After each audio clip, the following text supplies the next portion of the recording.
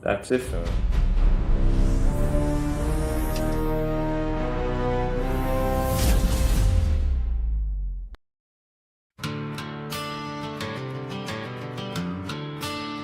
Y'all ready?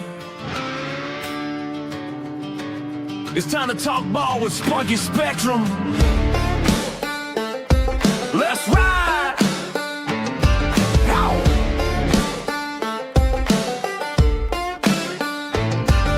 Woke up in the morning, coffee in my hand, another season about to start. I'm the fantasy man, scouting sleepers, crunching numbers late at night, building rosters that gon' shine under them lights. From rookie watch to big revenge, I see it all, stacking points while the league's watching me ball.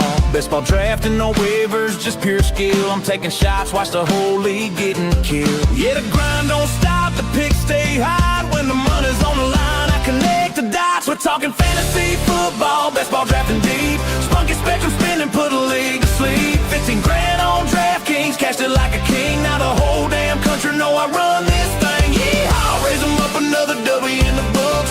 Fantasy king, got the trophies and the looks. From the podcast mic to the big check in my hand, this is Spunky Spectrum boys, the fantasy man. Best ball season. Yo, Big D here, talking all things Hurricane Andrew 34 years ago, which we both experienced. Joining me, literally driving somewhere on the road, probably, what is it, Highway 98?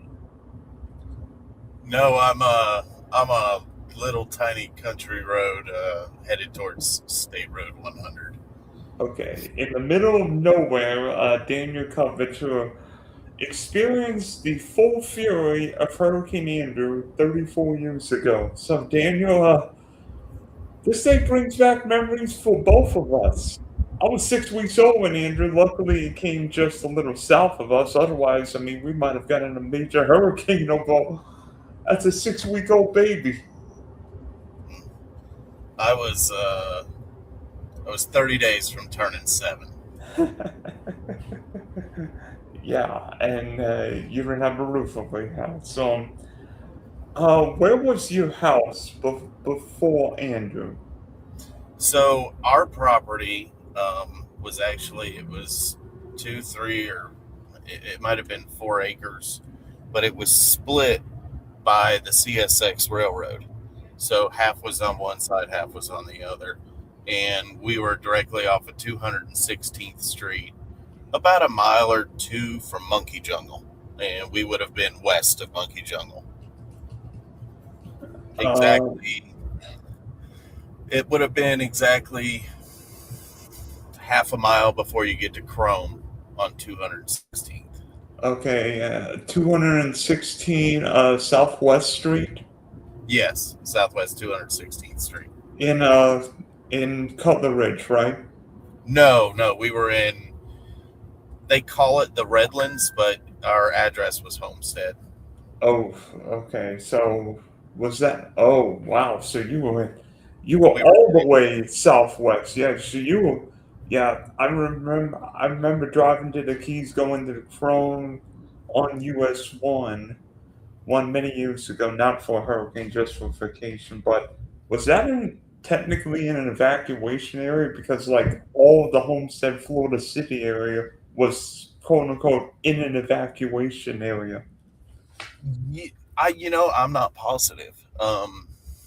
I know we didn't leave because at the time, what my parents did for a living, most of my life, they had an exotic parrot farm, and my parents raised, cockatoos, Malukans, African grays, green wings, macaws, everything. And we also had some other kind of different animals, but um,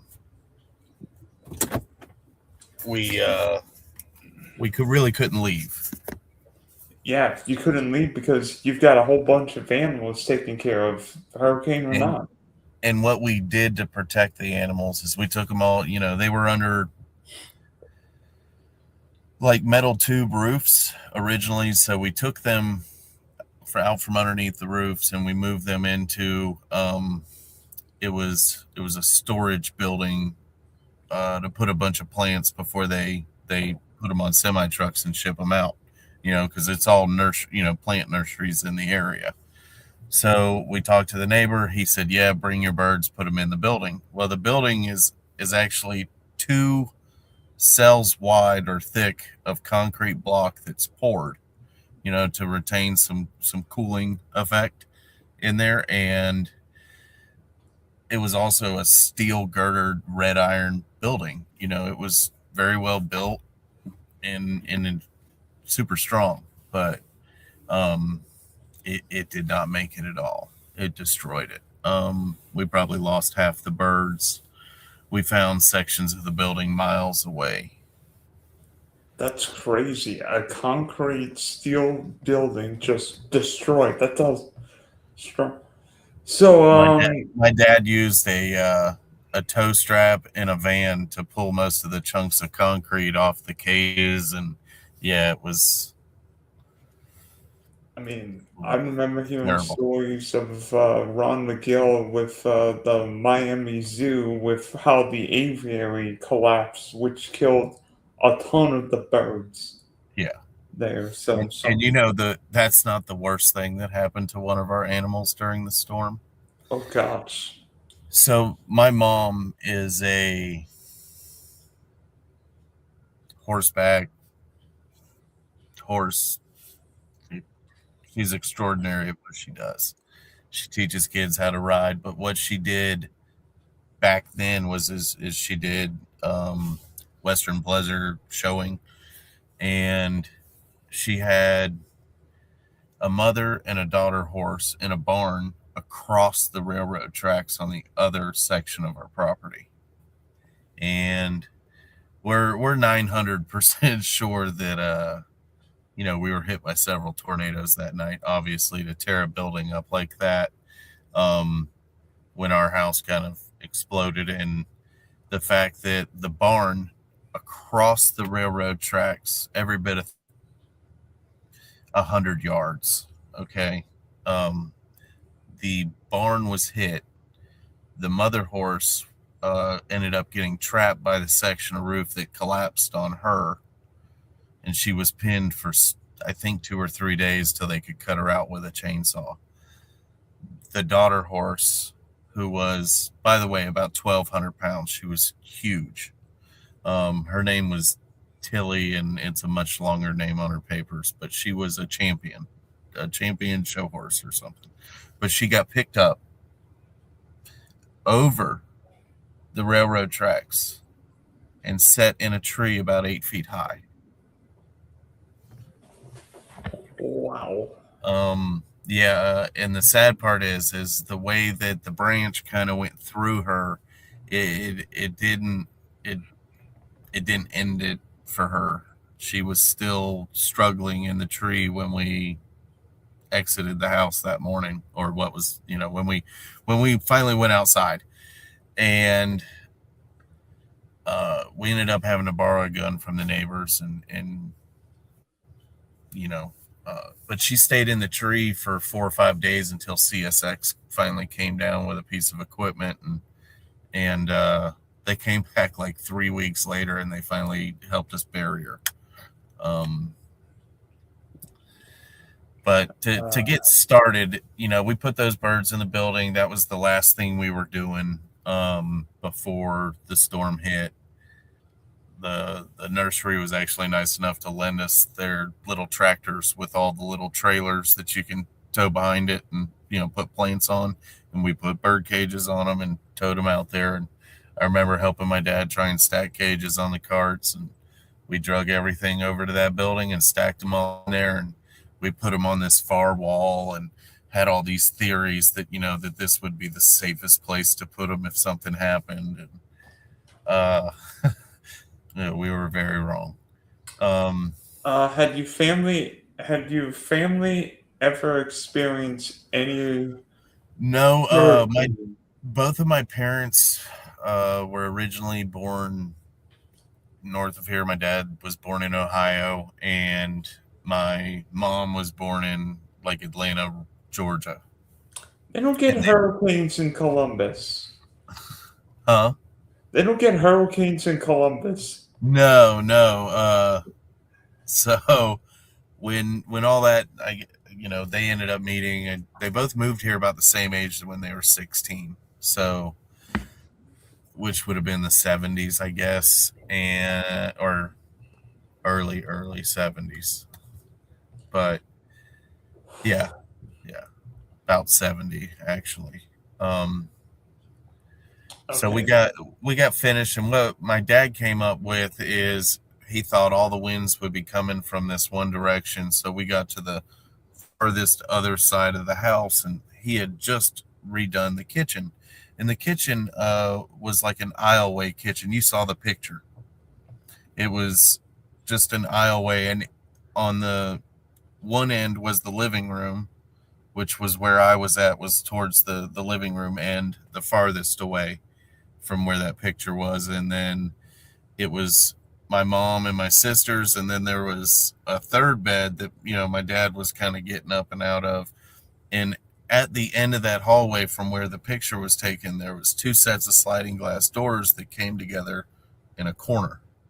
So one went this way and the other one went the other way, and they met at a corner post.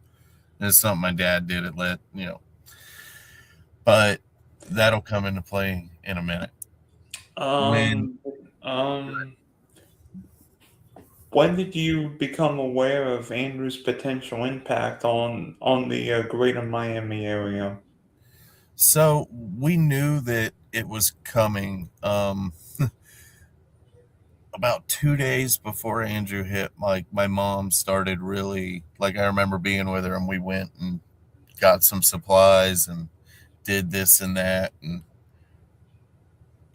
we none of us had experienced a hurricane, and we were going off of what some of my dad's friends who'd lived here for their whole lives, and they had experienced a couple category 2s and small hurricanes, small storms, and they were like, "Oh, it's nothing. Usually we all get together and we drink." And my dad was like, "Well, we're not doing that. We got to take care of the animals, and they're saying it's going to be really bad. They're saying it's going to turn, but this other guy, Jim, he keeps saying it's going to come in and going to hit Homestead. It's just going to go straight."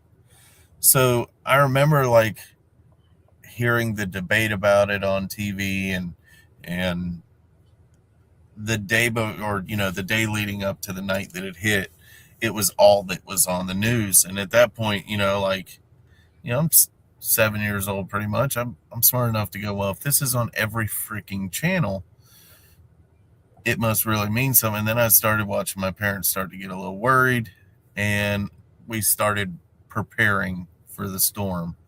And my dad did some small things, but like I said, a lot of people had, kind of explained hurricanes as a really bad thunderstorm that lasts a few hours. So, we had no idea what we were getting into. Were you able to get shutters, plywood, We or did. I don't think my dad even thought that was necessary. Like half the house was concrete block, and it was a flat roof. He's going, "There's nothing for the wind to catch. It's concrete." And we had no idea that what was going to happen. So as the night progressed, I remember I think I fell asleep from about 9 o'clock to about 11. okay, so you Maybe did get a maybe couple. even maybe even midnight.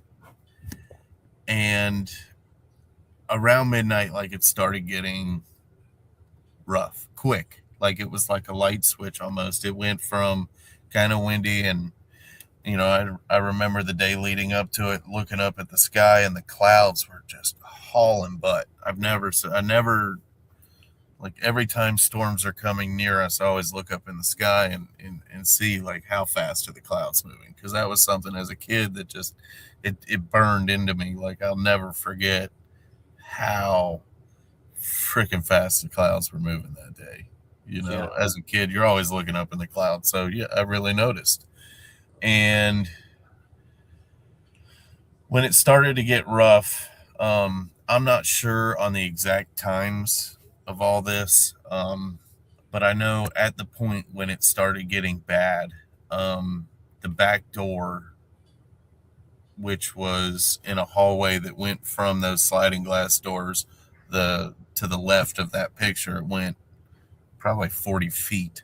It was a long hallway. That's why, Dad put us on the side of the house that was the farthest from where he thought the wind was going to come in. And I remember he was trying to hold it shut. And in like a movie, he explains that he was holding onto the door handle and the hinges gave away and the rest of the door ripped out of his hands. And he said at that point his ears popped. And I remember laying on that mattress in that, at that end of the kitchen and my ears popping. And at that moment, the two sliding glass doors that come together in the corner just started violently shaking. And he comes running down the hallway and he says, "Everybody duck your heads." And about that moment, he comes around the corner and it was like a bomb went off. The sliding glass doors exploded, glass went everywhere. All of a sudden, rain was hitting me, and then the flat section of the roof that met the kitchen collapsed and fell and pinned me to the mattress. If I hadn't have been on the mattress, it'd have probably hurt me worse than it did. So I'm stuck underneath the roof. The rest of the roof has completely disintegrated and left the chat. So the roof actually collapses on you? Yeah, I got pinned underneath the roof for about 20, 30 minutes. I remember I was underneath the roof for at least one more tornado that came through, and they were unmistakable. The wind howled, right? The tornadoes were deafening. They removed all sound. You could scream and not hear yourself scream. They were so loud, and I was screaming. Did you have any means of radios? Did you have any radios once the house disintegrated? We had a radio that was like a crank radio that it was kind of funny. My grandma had given it to me, like a year prior, and it barely worked, but we could actually still listen to that Jim Cantori guy on the radio. And it wasn't too long after. So the second tornado hits while I'm underneath the roof, and it removed a good chunk of what was on top of me. And in that moment, my dad finally, after this loud roar dissipates, I see my dad's silhouette with the moon behind him, and I could see the hole, and I jab my arm through the hole because he's screaming for me the whole time, and they don't know where I'm at. My mom had my two sisters, and they crawled into a pair of kitchen cabinets on the bottom, and she got I had twin sisters, and she How crawled. old were your sisters? If I said they were 3. Oh, so wait, so your mother put your two sisters and you in the kitchen cabinets. No, when the house blew apart, she was laying on a mattress with them. So she grabs Okay. them and rolls in and rips everything out of the kitchen cabinet and crawls in there with them. And she's screaming, "Get Daniel, get Daniel, get Daniel." And my dad's screaming for me. And like I said, finally, after that second tornado, because he had to go crawl in a pair of kitchen cabinets when that second tornado came through, that um after the second one, it died down for a second, and like I said, he ran over there to me, and I kept telling him, "I'm okay, I'm okay, I'm okay." And after the second tornado had removed a good chunk of the roof that was probably pinning me down, I saw this hole and my dad's standing over, like a silhouette.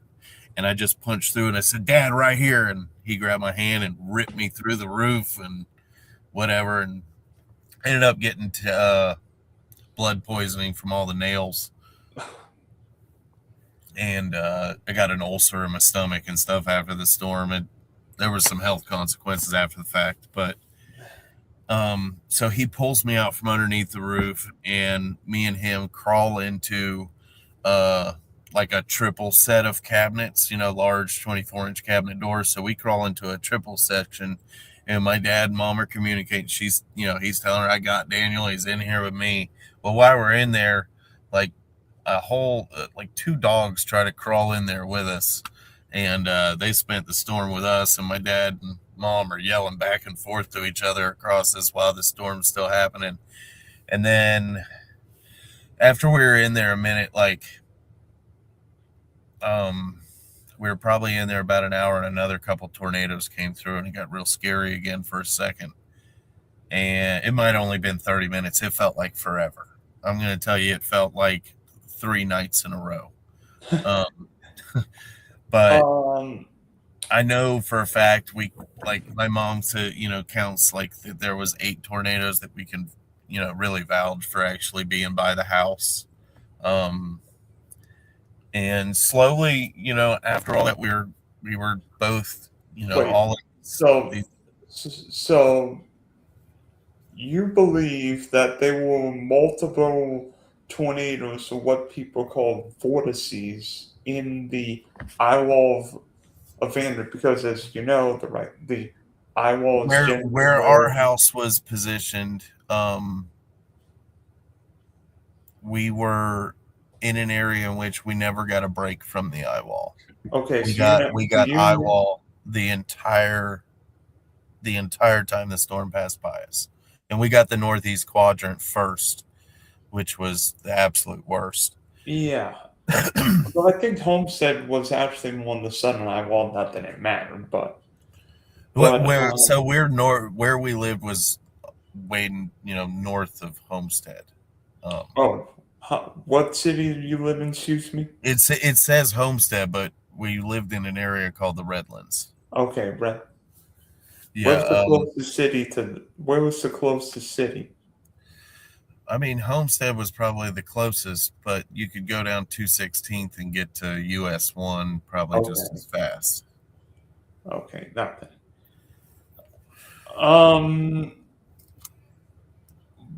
How loud were the noises that morning? Not just when the sliding glass. I mean, that was all really loud. You could hear just wind howling and tearing stuff apart. Hold on one second. You could hear the wind howl, like you hear it howl, and the wind was blowing, and it was raining. Not super heavy, but it was definitely, you were getting wet. What I remember about the difference between what I'm 100% positive it was a tornado is the fact that it got so loud that it wasn't like a howl. It was just this, it was deafening. It would mute all other noise. Like I said, you couldn't hear yourself scream. Like literally while I was underneath the roof and that second tornado came through, like I was screaming and I couldn't hear myself. I mean, it's absolutely just, it's muting to every noise besides the roar. How often did your ears pop when the eye wall was over you? I only remember really the first time, and it was a really dramatic drop. That's why I really, my dad came running, because being from Ohio, they've had some tornadoes and stuff, and he's all, when the pressure would drop, those low pressures were there. So that was something from being up north, that when his ears popped that hard, he knew something was coming. And that's that's the moment the first tornado hit the house. And when I tell you there was nothing left, it Was was there a feeling that this would that I be wasn't gonna that make it. this would be Yeah, the end? yeah, Andrew was yeah. going to end up killing you and your family, your There pet? was a moment I thought there was a moment there that I thought I was gonna die. And that was, in between the first and second, what I'm calling tornadoes. Uh, but when I was underneath that roof, there was definitely a moment where I didn't know. I couldn't move. I was pinned. Um, I don't know. I was just so happy to be able to punch through and see that hole and have my dad grab my arm and rip me out of there. It was it was a relief like pulling 1,000 splinters at one time. Could you even, well, with the wind blowing that hard, could you even hear your family talking to you, Daniel? I could hear my mom scream for me, and then once I screamed back, I kept screaming to them that I'm okay, I'm okay. I mean, we were only like 12 feet from each other, but during the tornado, yeah, nobody could hear anything. And that's why after every deafening moment that they couldn't hear me, they it would get sound frantic again because I couldn't see, all I could do was hear. And during the howling, like, you have to scream, but you could hear wood, you could hear the trees breaking, like you could hear all kinds of stuff. And another thing that happened is my Uncle Joe lived in a converted bus on the other side of the property beside the barn. And before the storm hit, he chained his bus to a tree. And I have pictures of where the bus was sitting before the hurricane. And after the hurricane, the bus was on the other side of the tree facing the other direction. And that was right next to the barn that was, ripped apart, and pulled a horse out of the barn and picked it up and put it into a tree. How long did the wind last? Oh, howl. Like I said, it felt like forever. But I'm going to say the storm legitimately for us, like I said, it probably lasted from midnight to just past daylight. Okay, so it was and the meat of the storm was probably 4 to 7 a.m. Yeah, I would say. And what was coming off of the storm on the way in was pretty rough. But I remember when it got bad, it felt like forever. And so at daylight, and the storm was still, wind was blowing. Um, we could see outside though. We could see off in the distance a blinking light. We thought it was an ambulance. So we kind of got our stuff together and we were going to go out to this ambulance. But what it ended up being was the the backup battery on a blinking light for the cell tower like 6 miles away. Wow. The cell phone tower that was somewhere The else. blinking red light on top of the cell tower ended up in our yard.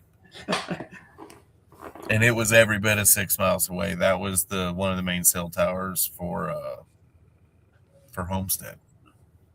Oh gosh. So sunrise. Yeah, So so for at sunrise, sunrise, my parents, Andrew is gone from Miami-Dade. Thank goodness. Yes, and well, how was it first light? so once the daylight broke, my parents said, like, hey, we got to get out of here. Like, there's nothing left of the house. We don't need to stay here.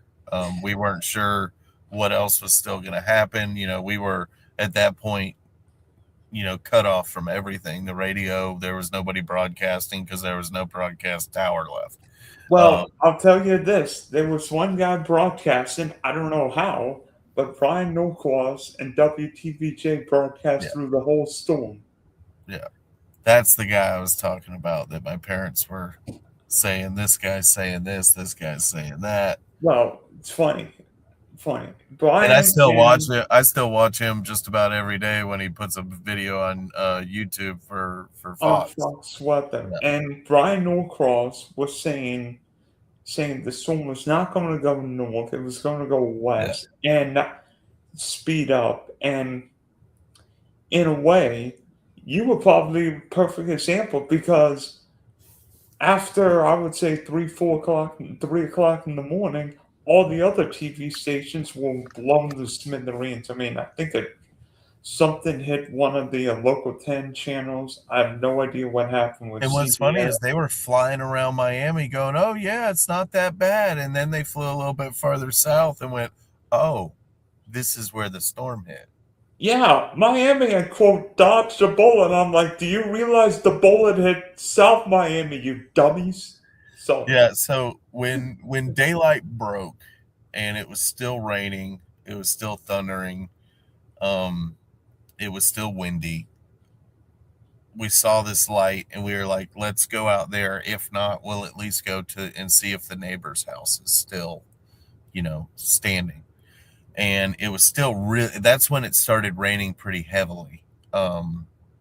Is after the storm, like the backside had more rain on it. I just remember it rained really heavy as the wind died down. And we went out there and realized it's a blinking light. So we went to the neighbor's house. And while we're in the neighbor's house, all this rain's coming down. Um, their ceiling started caving in. The drywall had gotten soaked and it was starting to fall in everywhere. It was a flat roof home.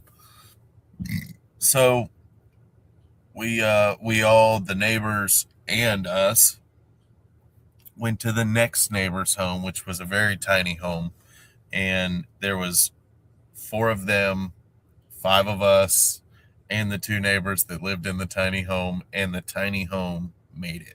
It was untouched. It was completely fine, and we stayed there so there was a home that was completely undamaged. untouched.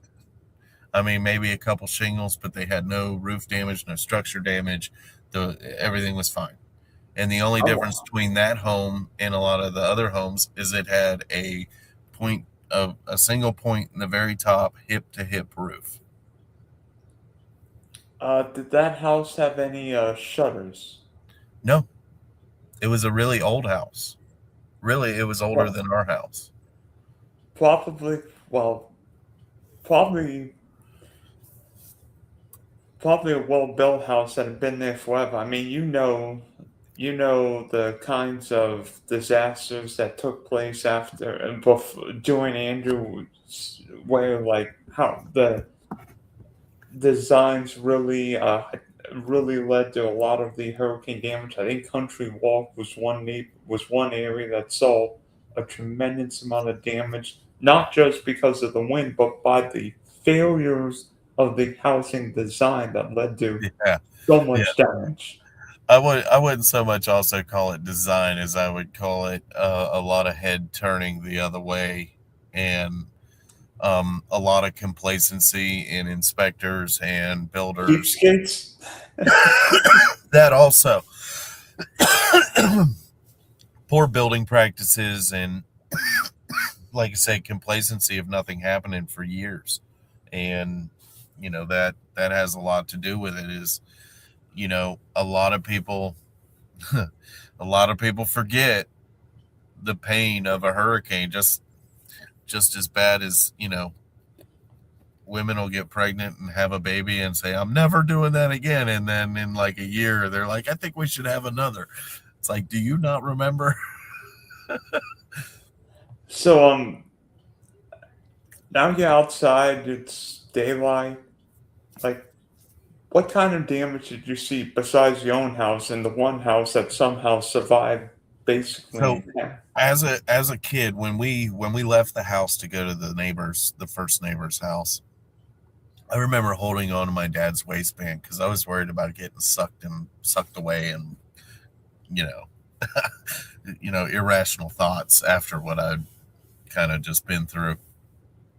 So Um, when I went outside, I did not recognize where I was at.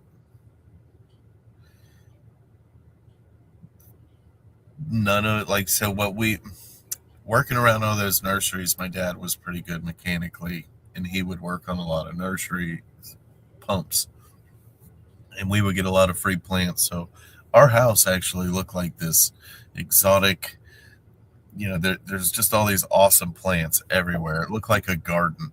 3 times in my life while we lived in Miami, when I went to school, my school came to my house for a field trip at least 3 times in my life. Like, we had some cool things, a lot of cool animals. I mean, it was a really neat place. Like I said, my dad was part of a lot of the happenings at Monkey Jungle and Parrot Jungle. He worked with both of those owners many years. He still talks to the now old owner of Parrot Jungle. Um, I grew up in those places running around free, doing stuff that most kids probably shouldn't have been let to do. But I had a lot of fun growing up in Homestead, and it was a really neat place to live, especially my parents being in the animal side of things. I got to see a lot of Homestead in Miami that a lot of people didn't get to see. Speaking of animals, how quickly were you able to see the rest of your animals? That was the first thing my dad went and did after he made sure we were all okay in the third house, or the second neighbor's home. He immediately went over to the building because he saw how bad we had to go past that building to get to the second neighbor's home. And I remember him saying something like, "Oh my God, they're all gone." And I didn't think about it until much later on in life. You start to remember bits and pieces of things that flash back and moments. And I remember going, that he must have realized the building was just destroyed, because that home literally sat just 40, 50 feet adjacent to that building, and you had to pass in front of that building to get to that house that we went to. And it might have been the building being in that big building being in that specific spot that saved the little house that we ended up going to. Because in some ways, one house taking the brunt of the storm could have saved another house. I mean, we've seen. I mean, Well, that and the building was really tall. The building was probably 20 feet tall. And the house, I know for a fact the roof of that particular building stands over the roof of the little house. And what's funny is that little house is still there today. nice. Yeah. And another little side note: if we'd have went to the front porch, we'd have been fine. I mean, it'd have been a really shitty ride. Don't get me wrong, but the porch was the only thing left. The front porch was all that was left. Everything else was blown to smithereens. Yeah, and I'm not talking. It wasn't a little house. It was 3,000 plus square feet. It had been added on to. There was a whole master suite on one end, and 4 bedrooms and a big giant family room, and it was a huge house. It was a South Florida single story added on a bunch of times house. I'm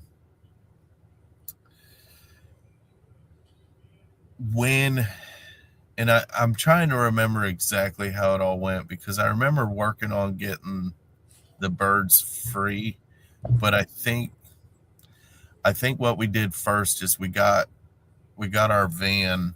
We had a Chevy, full size van, and my dad got it. How the heck did you get the car out of the driveway or garage? Because I'm not sure there would have been any garages. He did have to chainsaw some stuff. There was him on the van, but he had parked the van directly on the the side of the porch that was left standing. So the van was in pretty good shape. I think the windshield got cracked, but he was able to get the van out, and we went to go check on my grandparents who lived in Kendall, off of Kendall Drive, Uh, and how was we how was your grandparents' house?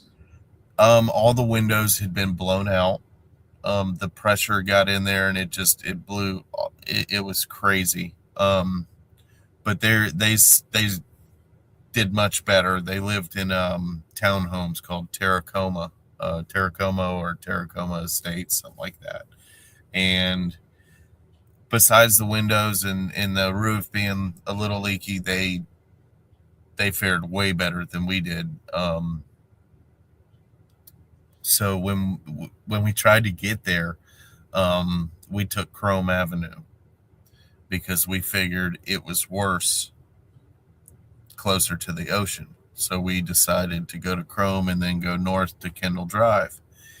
And I'll never forget, every single telephone pole on the side of Chrome Avenue was leaned over onto Chrome Avenue. And we all had to, you could see where people have been driving in the cornfields and the strawberry fields. And that's where people were driving at that point, because you couldn't drive on the pavement because of all the telephone poles. And not just like two or three here, two or three there. You might see one telephone pole here or there that wasn't laying on the road. How long how long how long was the normal drive, and how long was the drive that morning? I think the normal drive was probably about 15, 20 minutes to my grandparents' house. And I think we spent 4 hours, 5 hours trying to Oh get god. there. Yeah, it was pretty terrible. But we finally made it there. They were okay. My parents decided to leave us with my grandparents because there was a house there, and they went back to the house and start. My dad went back to the house that night and started peeling birds out of the building. He got Back to the birds. So, how long did it take until your family actually got my to? my dad. That was our living. That was our business. So that was the first thing that he started on. He spent about a day and a half with my Uncle Joe, and a couple neighbors, um, pulling all this concrete and tin and steel out and trying to get the birds out that were still alive and get them. And then the ones that were under too big of stuff, Dad found a way to get to all the cages that had birds still alive, and they kept feeding and watering the birds while they were there. There were birds that were stuck there for about a week. We didn't get water until day 3 from CSX. The railroad people just happened to see us, and my mom ran out there and just begged them for some water. They gave us all they had pretty much. And I'll never forget, it came in like those Kool-Aid jugs with the foil top, but it was just water. And I'll never forget, like, I don't like water, but it tasted good that day. Especially it was cold. But the railroad is probably, they were our saviors. They showed up and brought, the next day after they found us there, they showed up with a lot more. And I don't know if it was actually CSX or just the people that work there, but um, like, they were so nice. Even one of the it was a husband and wife were also part of the group, and they knew that I had just got this BB gun, and of course it got blown away. I don't even know where it went. It was not in the spot in the house it was before the hurricane. So they actually went out and bought me a BB gun, because I had nothing. We didn't even have clothes. I mean, my bedroom and my sister's bedrooms were completely gone. There was no studs. There was just concrete floor. Yeah, it picked a piano up and took it out of the house. Wow. And wait, was this like a grand piano? It was not a grand, like I guess you call it a baby grand. It doesn't have the full triangle. Still had that super heavy steel piece in the back of it. Wow, how much could that have weighed? Like a couple, At weighed least, at least 200 pounds. yeah, through 3 to 5, 600 pounds. I know my dad hated the thing and hated moving it around because it was really heavy. But We all know the weather after hurricanes is miserable, particularly with no electricity. I'm guessing after Andrew was miserable because, hot. August here is typically hot and sticky. yeah, so I don't know how they did it as quick as they did, but my dad procured two. I want to say they were 5,000 watt generators in a 30-foot camper within the first like 3 days. I mean, very quickly we had a big camper and a couple generators, and the only thing out of the house that I think my mom was able to salvage was the washing machine. um, so we had a washing machine. There's a picture of my mom standing outside next to this one block wall that had no window in it, no roof, and it just stood there by itself. There was no walls attached to it, and she's standing next to it. And there's a telephone pole where the original drop for the power came from, and it's leaned up against that with a generator sitting beside it and a tank of gas sitting next to the generator. Is it funny that after a hurricane after hurricane there are items that have not been disturbed in the Yeah, slightest. I mean, it's really weird, like just the little things that it's like, how is that still there? It's kind of like, sometimes if you're lucky enough, you set your phone on the bumper of your vehicle or your truck or the roof of your car, and you take off, and then you get to the next place and you open the door and look, and you're like, oh shit, there's my phone. How is that still there? There was things after the hurricane you were like, how? Why is that still there? But where I lived was about a mile from where that famous picture of the 2x4 through the tree. yeah, that's cool. Did you guys get any storm surge? No, we're 21 miles inland where we were at. Okay, okay, yeah. So, we know there are often great humanitarian feats after storms, but there are often people who take advantage of storms. And We did did have you guys see especially with we had people come did, down the driveway was and there try and any steal looting? birds. Was there any looting? We did have people try and come down the driveway and steal birds. They said, like a macaw baby back then was worth $5,500. And that was a long, 1992. That money today would be worth $12,000, $15,000. So it was definitely something that people wanted to try and steal. Like growing up, we always had 10 or 11 dogs, 12 dogs, because people would, we'd been, people have tried to steal the birds before and other animals we had there. My mom raised these small monkeys and stuff. We had some, like I said, we had cool stuff. It was fun animals. My parents loved animals. They're they have accolades in first breedings of certain birds and in taking care of this one type of monkey from day one. Like, they're amazing with animals. Yeah. So where did you personally spend the first few days after Andrew?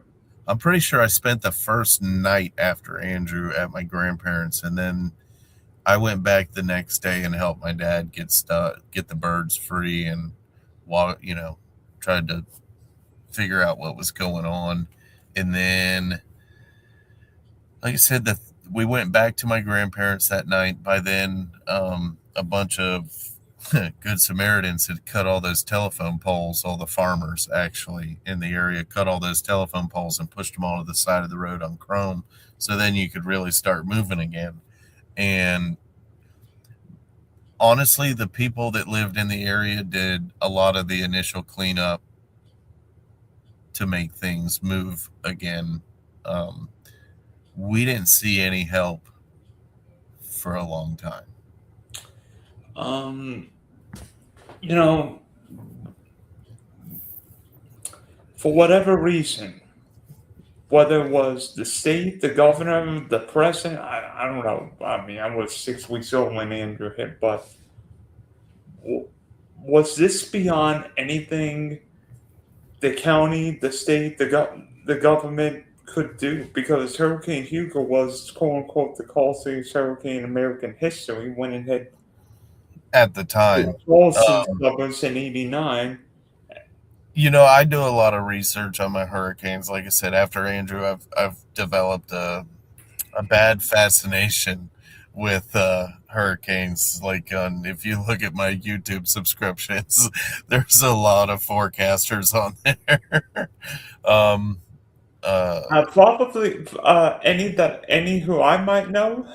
One of my favorites. He doesn't have the following he should have, but that's Mark Sudduth from Hurricane Track. I know who Mark Sutter is. Yeah, I I know. really like him, and I admire his will to not jump the gun and really follow his wits on his theories. And I like his climatological background, and just he views it a different way than some of the meteorologists, view it. And by the way, by the way, you would probably concur, his video of Hurricane Charlie is one of the most insane videos I've ever seen. That, Jim Eds, and Mike Tice have the three craziest videos I've ever seen on Charlie. I mean, Mike Tice's video next to that gas station is nuts. His video in Michael is awesome. Oh gosh. His video of Michael catches, like, when he's driving that section from Tyndall Air Force to Mexico Beach. It gives me the heebie-jeebies because I drove that like 3 days after the storm. I went to Mexico Beach first because I knew.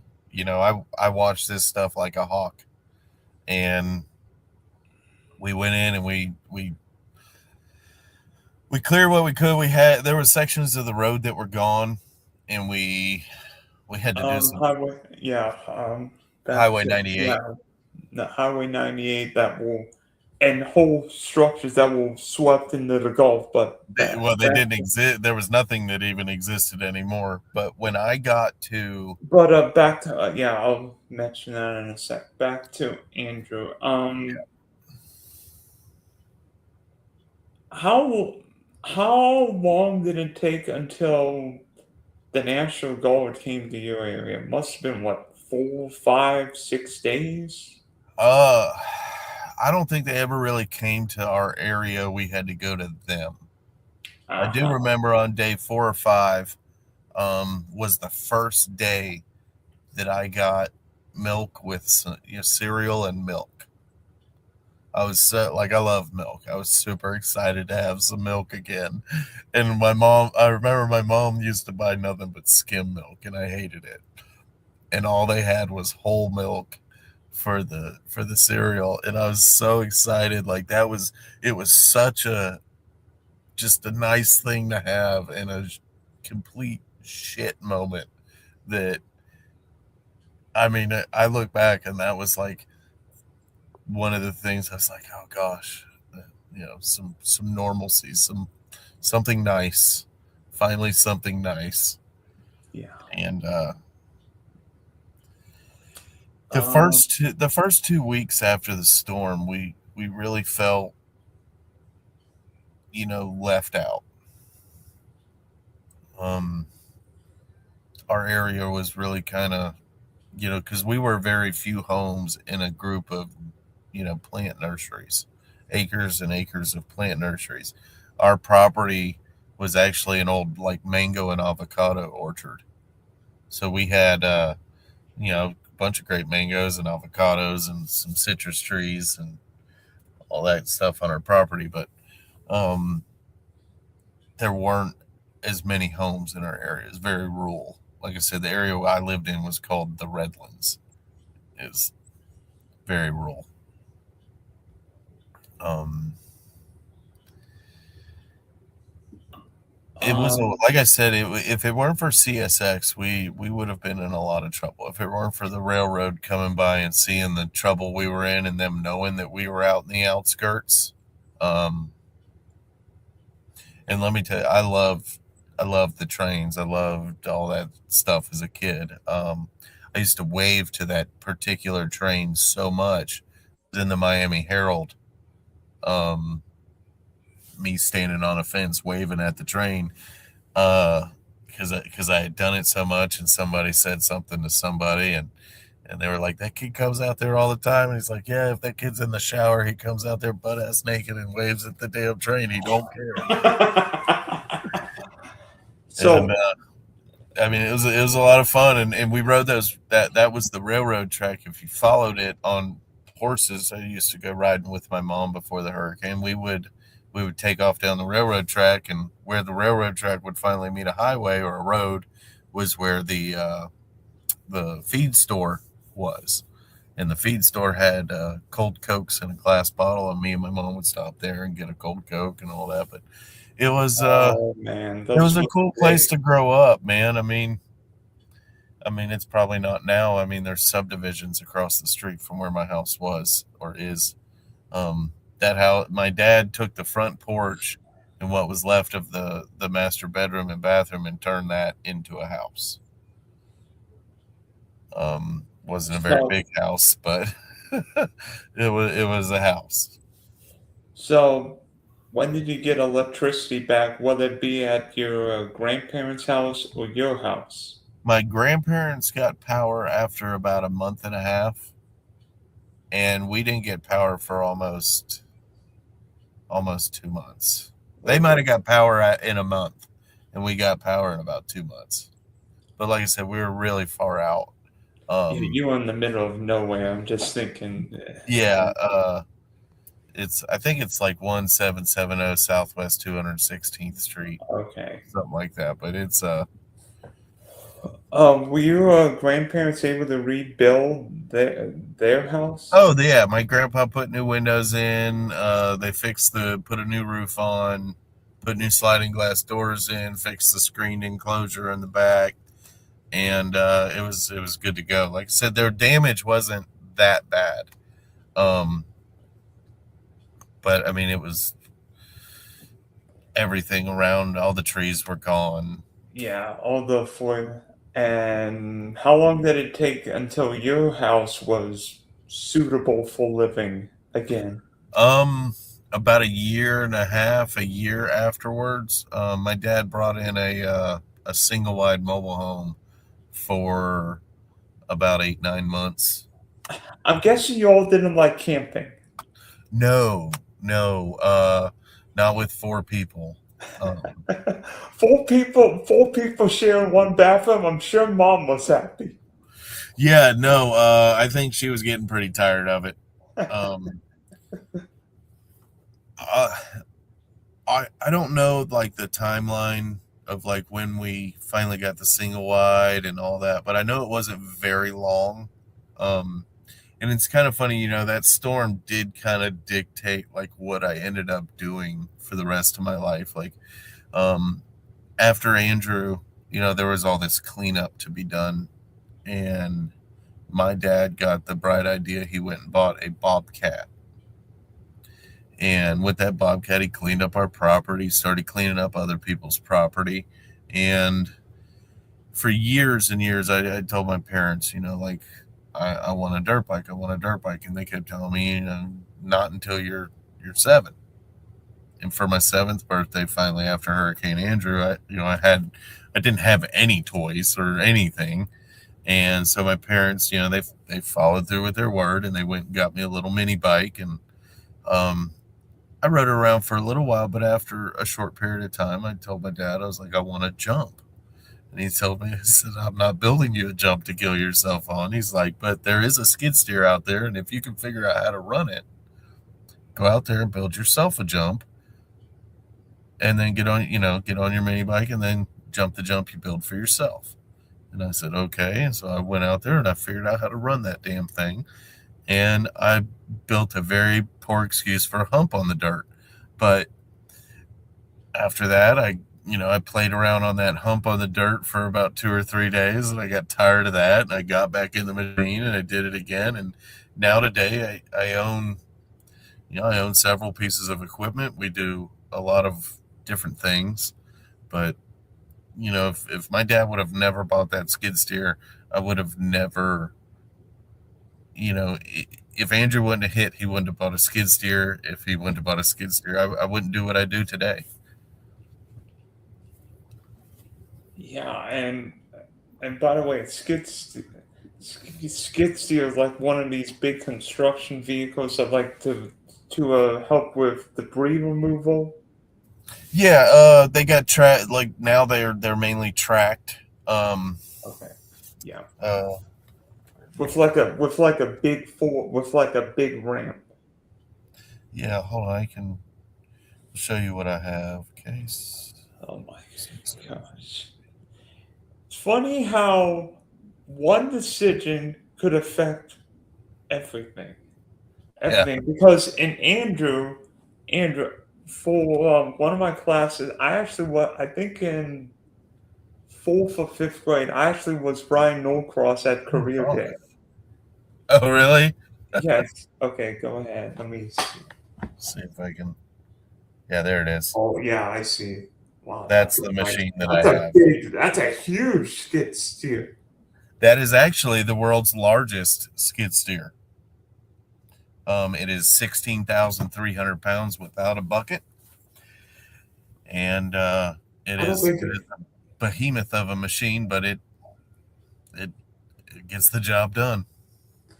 Yeah, so obviously now running your skid steer, you've seen because Florida's seen more than its fair share of hurricanes the last 10 Yep. years. Michael in Panama City, Mexico Beach, of course, Hurricane Ian, my backyard, Milton and Helene. What's the worst damage you've ever seen in a hurricane? Was it after So the Michael or worst. was it after Ian? So actually, I've got categories for this one. The worst existential damage combined all the way around. The worst damage I saw for it felt like you drove through this damage forever. That would have to be Katrina. That damage Okay. started in Mississippi and didn't stop until you got to the other side of New Orleans. So I mean, you actually saw the damage in Katrina when it hit oh yeah, Biloxi and New Orleans. yeah. I worked in New Orleans after Katrina for almost 2 years. Is one of the things I used to Uh, kind of jumpstart my business as a kid. was that Um, well, I think Saturday is the 21st anniversary of 26th. I'm pretty sure it's the 26th or 21st, 25th. Yeah. 21st. But obviously we know what Katrina did. Yeah. When you saw the damage after Katrina, were you thinking, how in the belief did could that much water get into any area? When when I got there, there was still a lot of flooding. Um, and as we saw areas uncovered, it was really like, wow, the amount of water that came in here. It's insane. I remember like I'd be sitting down eating a poor boy sandwich, drinking a beer at the end of a day, and I'd look over on the wall in different places too. It would be different, it was a common occurrence. You'd see like they'd have a line spray painted on the wall, and it would say, Katrina, 2005 water line. And it's like, wow, I would be under 2 feet of water right now as I eat my sandwich. But that was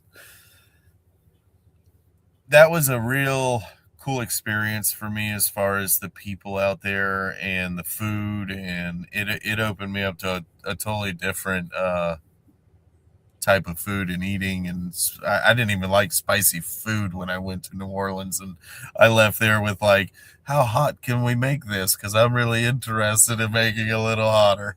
But every storm has been different. The most like I said, existential, just combined damage, I would have to say Katrina was really terrible. I saw a lot of damage, and even the wind damage from that storm, where the eye actually kind of came in at, was pretty damn bad. But the worst storm that I have seen hit with anywhere near for just the straight destruction from wind. And it's the only one, like, I saw the damage from wind would be in across an area, and it didn't stop, would have to be Michael. I mean, I mean, it's a Michael, straight path. Like, it's an undeniable path of destruction that storm left behind, going north through Florida and into Georgia. I mean, to this. did Michael bring back any memories of Oh, Andrew before it did? oh yeah, I would ride around, and I remember like looking at some of the metal buildings in Panama City, going, that's damn near as bad as Andrew. And really, truthfully, I think they could have been just as bad as each other or as wind. But what protected Panama City was the amount of large longleaf pines they had. And what also protected Panama City Beach was going just far enough east where the crazy winds didn't hit Panama City Beach, but it Yeah, moved Panama almost. City Beach was not bad at all. You cross over that bridge, and Panama City Beach is fine, but Panama City, Yeah, because there are two different yeah, areas. Panama City Beach, which is where everybody goes for spring break, Yeah, was yeah, yeah. largely intact. But go on the other side of the Yeah, you go halfway on the bridge. east side of that bridge, and it was really like that bridge was the cutoff point for the storm. It was absolutely crazy. They had power almost right away over there. Um, it was really like, holy cow, like the storm just stopped right here. But you go over that bridge from Panama City Beach to Panama City, and you're like, holy shit.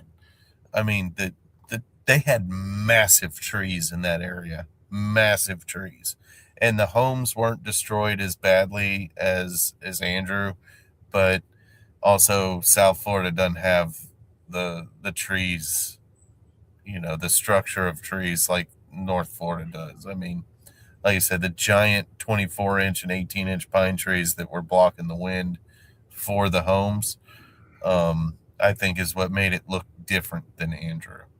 Were there any houses swept into the Gulf? Oh, in Mexico Beach, I mean, I would say 50% or a little bit higher than that of the structures that were, on the beach were gone. Did you? Wow, that's I crazy. mean, I remember and seeing. not like it was a long spread of damage too on the east side of the storm, because I remember as soon as you hit Highway 98 in Panacea and start to head west up the coast, it started getting bad almost immediately. And I remember, like, I wasn't paying attention to the GPS. I was just following 98. I'd made the ride several times in my life, and I recognized a lot of it, but I was like, wow, this place got hammered, and the stuff in the road, and I was like, I gotta be getting pretty close to Mexico Beach. And I looked down at the phone, and I was still 2 hours away or an hour and a half away. I was like, wow, like, as soon as you hit Panacea and started heading west, you could see the damage from Michael. That storm was legitimate. It was a legitimate badass storm. Um, in my eyes, the worst storm I've seen that didn't hit us, that we got lucky, Dorian. Oh yeah, with what it did in the Bahamas. If that storm would have continued the path that they were saying it was going to go, Disney World might not be here. Ocala would have gotten destroyed, and even Gainesville, where I live, would have gotten a serious hammering. It would have been bad. Um, that was, I've never seen a storm stall before, ever. Especially just as a Category 5 monster with a symmetrical, perfect eye. I mean, I you you mean, you couldn't draw a hurricane on paper better than that storm formed itself. I mean, Melissa last year was oh, similar. Melissa, that one, and it was it Milton? Oh Yeah, gosh. Milton. What a freaking God! I mean, just and that storm was about the size of Andrew. Yeah, It for a was while. small, it was compact, And then and Milton went from like this wide to this wide. yeah,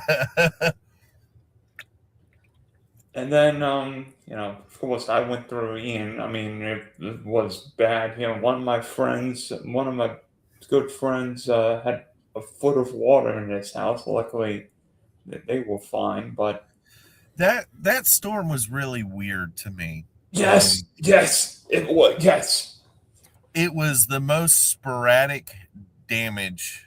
There were areas that were a little more concentrated, but I started like there was just as much damage in like Minnesota Key and Sarasota as there was down south, like as far as trees go. And when I got down to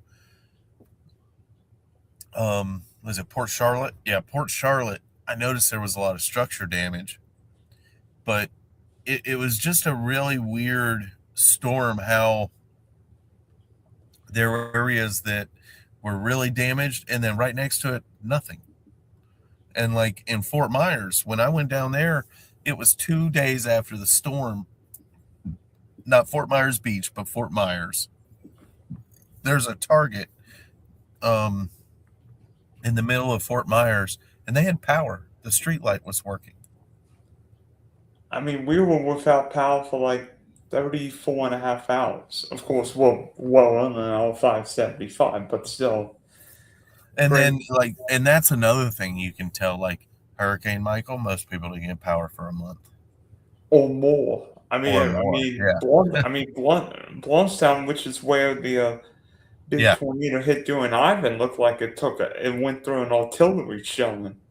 And that was another storm that a lot of people, because of the year that it hit, Ivan really doesn't get the recognition that it deserves. That was a pretty gnarly boy too. And we got 4 hurricanes in here. '04, the year of four. Charlie, Francis, Ivan, and Gene. If a hurricane's called Ivan, you know it's going to be terrible. Yeah, yeah. And then the next year we had Katrina and Wilma, and Don't then forget Rita, the one after Katrina. yeah, I was there for that. My mom was super worried, but it was fine. Um, Yeah, luckily it hit the middle of nowhere, but that's neither here yeah, nor there. yeah. Um, Okay, so before we go, I've got a couple well, I'm going to ask, yeah, go ahead. what's one piece of advice you have for anyone who's never experienced a hurricane? Run, get out, leave, leave. Don't stay. Do not stay.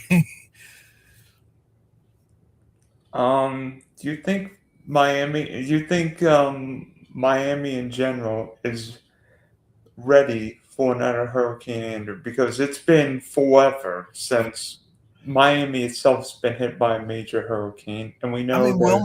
Wilma was pretty bad. Um, and that's a storm that kind of gets forgotten too. You know, Katrina. I can attest. Wilma was crazy. Wilma was the most wind I've ever seen until Ian. Yeah, Wilma was something. Um, and then they had Irma, but that was more of the Keys and Naples and stuff. But um, I think South And I Florida's was in Tamarack for myself. yeah. So I would say South Florida is ready for anything up to a Category 4. Um, most of the building codes are 135, 140 mile an hour winds, wind loads. And I think a lot of that, with the day and age, the way we rate things, like even equipment is rated at 33% of its capacity, or tipping capacity. Um, and like chains are rated at like 50% of their brake strength. So I would say, the way we say a house is able to withstand 135 mile an hour wind load rating. I would say that that really probably is, 150 mile an hour sustained wind truly.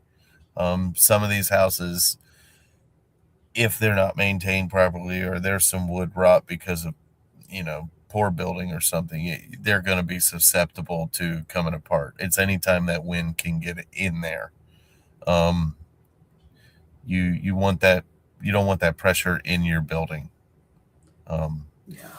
it was really like in our house when that back door was gone. Um, And the hurricane got in the house is when the dominoes started falling. and like I said, I really feel like that was a tornado at that moment. Um,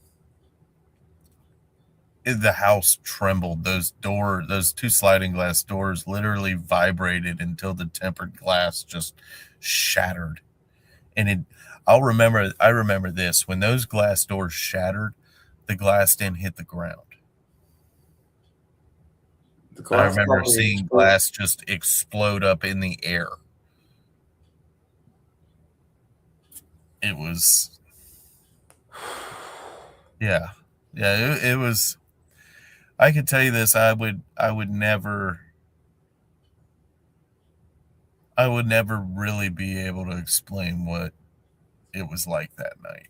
Um, I mean, I have friends who went through, and I have a neighbor who went through Andrew, and it was still a night we will never forget. Yeah, no, you have any nightmares, PTSD from Andrew?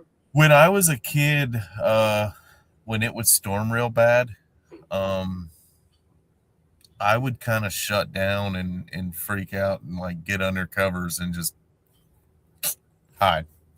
Um, I didn't do well for a while. Uh, it it bothered me for a long time, but now, like, I live in North Florida. We've had several hurricanes come pretty close to us.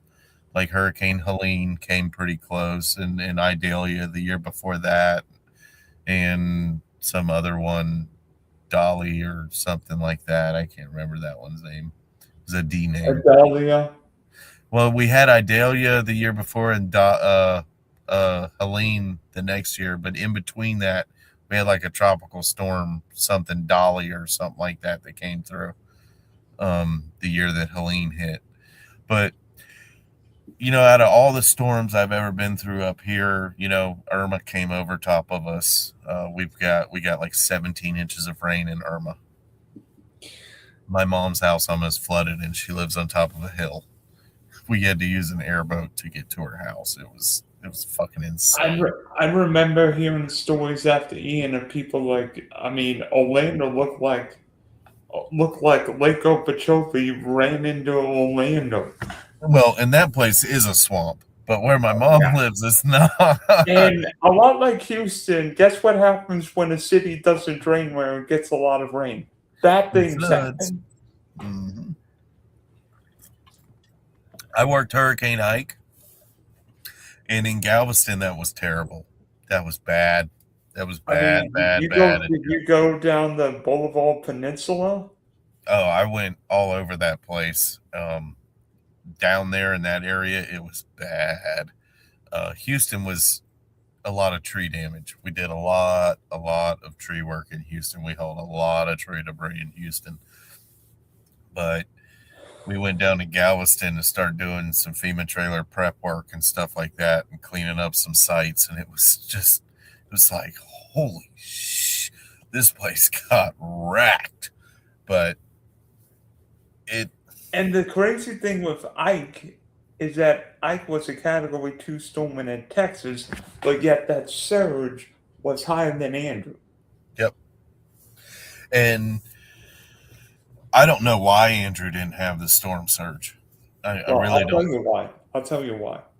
One, Andrew was moving about 20 miles an hour when it came into South Florida. Two, And it Andrew had was been moving also that a fast. very small hurricane. Yeah. Ike went in the head was a massive hurricane. Yeah, the broader the storm, I guess, the more water it can collect. That's what would have made Dorian so dangerous. Is it not only was it a freaking monster, but it was also one bad mamma jamma. I mean, And a slow moving hurricane. And trust me, as I can attest in Ian, that was the slowest. I wish that hurricane would have been going about 90 miles an hour when it came through here. and I think a lot of what made Andrew so terrible is where it came in at. It didn't starve for hot, moist water. It didn't starve or hot, moist air. It didn't starve for anything when it came on land because it immediately went over the Everglades. By the time that one side of the eye was in the Everglades, the other side was still almost in the ocean. Like, not the eye wall itself, but the majority of the storm. While one side was in the Everglades, the other side was still in Homestead. Yeah, and Andrew didn't spend much time over Florida. It's not like it went. It's not like it went from Tallahassee to Key. No, it went from it literally went from Homestead to Goodland. Yeah. And then off to Louisiana. Yeah, then it went to Louisiana, and of course Andrew caused $26.5 billion damage, killed I think 65 people, and And that death toll number. So where I lived was by all the nurseries, and what was next to the nurseries was all the migrant camps. And as a kid, I knew what a body bag was. I lived in Miami. I knew what a body bag was. And yeah, you've probably seen more than trust me. I lived on the East Coast. I think I saw more than a few body bags down in my neighborhood, but in Andrew, those trailer parks where all the migrant workers lived, or whatever, where they all lived, they didn't leave.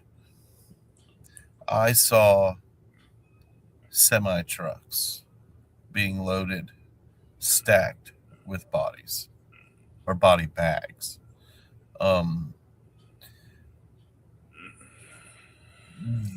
The sad part is a lot of those 65 deaths in some research I did were of American citizens and not, I don't even know the PC term anymore, but they were, they were not American citizens. They were here to work in the fields and corn and all that other stuff. I don't believe those lives were counted. I saw way too many. well, And I mean, I'm not the only person in that area who will tell you that. to this day, outside. to this day, not in Andrew, but in the 1928 hurricane, I think that death toll feels way low with how many black migrant workers were never found or never really given full credit. Yep, and they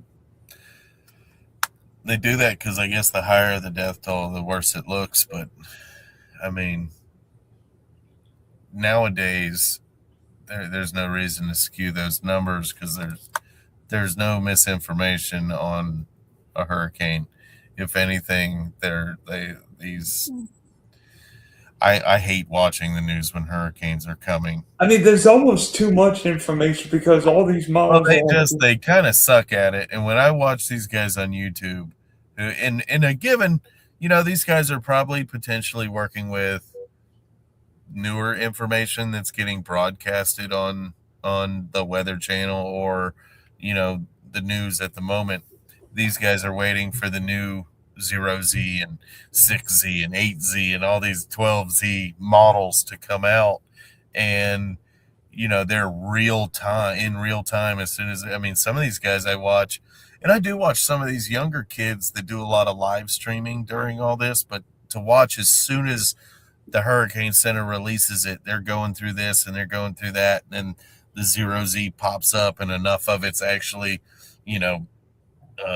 done what it needs to do to show you the next 6 hours of what's going to happen, and they do it live. Like, it's really neat to hear all the different theories that they have, and I've started to come up with my own now, and I understand a lot about what they're talking about, 800 millibar and all these different elevations of wind and atmosphere, and starting to understand the differences between El Nino and La Nina, and the And I mean, the fact that in El Nino years, Hawaii is apparently a target for hurricanes. Whoever thought that? Yeah, listen, the Pacific is blowing up right now, and it's due. It's due. It's struggled to produce anything the last few years during our weird hurricane seasons, like last year. Last year should have been in the sense of a lot of storms in a active hurricane season. Last year should have been phenomenal. There should have been so much to happen, and it fell flat on its face. I know the ACE score was, in regards to an active or above active season, but the amount of storms was low. And they were all fish storms. Except one, and we know where that one. Yeah. I will admit. So one of the people I watch on YouTube is this one girl named Weather Girl Danny, and she is in Jamaica. Yeah, look her up. She disappeared after the storm for a while, and you can tell on the last video, like, she was crying. She knew it was going to be bad.